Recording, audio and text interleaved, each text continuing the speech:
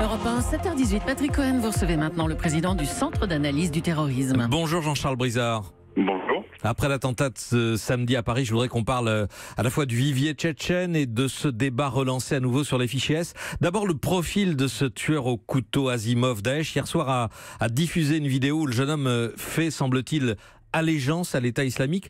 Est-ce que ça veut dire qu'il a pu être recruté à distance pour mener une action terroriste, ou est-ce que, a priori, il a agi de lui-même ? C'est l'objet précisément de l'enquête qui a commencé et qui établira précisément le schéma opérationnel. Est-ce que l'individu était inspiré simplement par la propagande de Daesh et qu'il est passé à l'acte suivant les préconisations de l'organisation, ou est-ce qu'il a été téléguidé par l'organisation? Est-ce qu'il était en contact pour obtenir des conseils, notamment opérationnels, avec des éléments de cette organisation à distance? Tout ça, l'organisation le déterminera, mais on est effectivement plutôt dans une logique de terrorisme endogène, avec des individus qui sont installés dans nos pays et qui frappent. Et c'est de plus en plus le cas depuis ces dernières années. Mais son profil de jeune tchétchène a pu intéresser ou attirer des recruteurs de Daesh ? Oui, parce que d'abord, c'est quelqu'un qui, on le sait maintenant, a été en périphérie d'un réseau, d'une filière en tout cas d'acheminement de djihadistes en Syrie et l'Irak en 2017. C'est par ailleurs, on le sait, la DGSI l'a rappelé il y a quelque temps, à peu près 7 à 8% des personnes impliquées dans les filières de djihadistes syro-irakiennes sont d'origine tchétchène en France. 7 à 8%, oui. Donc c'est un vivier quand même assez important, en tout cas la proportion est significative. Voilà, encore une fois, l'enquête commence et déterminera précisément les circonstances et le parcours surtout de cet individu. Asimov était donc connu des services de renseignement, fichier S et fichier FSPRT. À votre avis, est-ce qu'on pourrait utiliser ces fichiers autrement, Jean-Charles Brizard, de façon plus efficace ? Le problème, c'est qu'on prête à ces fichiers un rôle et des vertus qu'ils n'ont pas. Ce sont des outils de renseignement, ce sont des outils notamment de traçabilité d'individus pour les services de renseignement qui leur permet d'être informés lorsque les personnes passent des frontières, lorsqu'ils sont contrôlés par la police.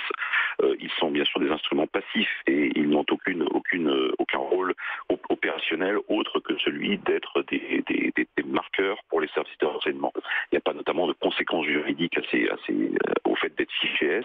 Et c'est là où le débat, encore une fois, sur cette question, depuis longtemps, mélange le vrai du faux. Parce qu'en réalité, ces fichiers ne peuvent pas emporter de conséquences juridiques, tout simplement. Donc c'est très compliqué. On sélectionne les individus qu'on va suivre au sein de ces fichiers, parce qu'on n'a pas les moyens de suivre tout le monde, bien sûr.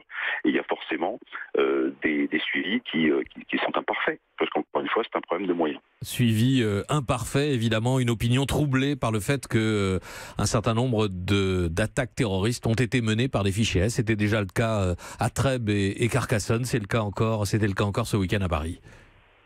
Oui, mais il faut relativiser en même temps l'importance des fichiers. Je rappelle souvent ce chiffre que 60% des individus qui ont frappé en France depuis 2014 étaient inconnus des fichiers au moment de leur passage à l'acte. 60%, c'est important.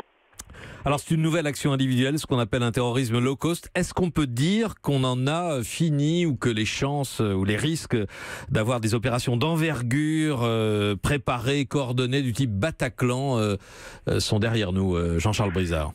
Non, je ne crois pas qu'on puisse dire ça. On est effectivement dans un schéma de menace endogène, mais la menace exogène, celle qui provient de l'organisation terroriste, n'a pas disparu. On sait que Daesh, même si ils ont subi ces défaites militaires sur le terrain et qu'ils ont reculé, bien sûr, est en train de recomposer ses capacités opérationnelles à travers notamment cette myriade de filiales qui est la sienne, qui va de la Libye jusqu'à l'Asie du Sud-Est. On voit notamment des djihadistes, y compris français, en train de se repositionner, se relocaliser vers ces filiales. Ça veut dire que progressivement, on est en phase de transition aujourd'hui, mais on va voir se recomposer logiquement ses capacités opérationnelles. En réalité, Daesh passe d'un groupe terroriste à un véritable réseau aujourd'hui à travers cette myriade de filiales. Jean-Charles Brizard, merci d'avoir été en ligne avec nous ce matin en direct sur Europe 1. Europe 1.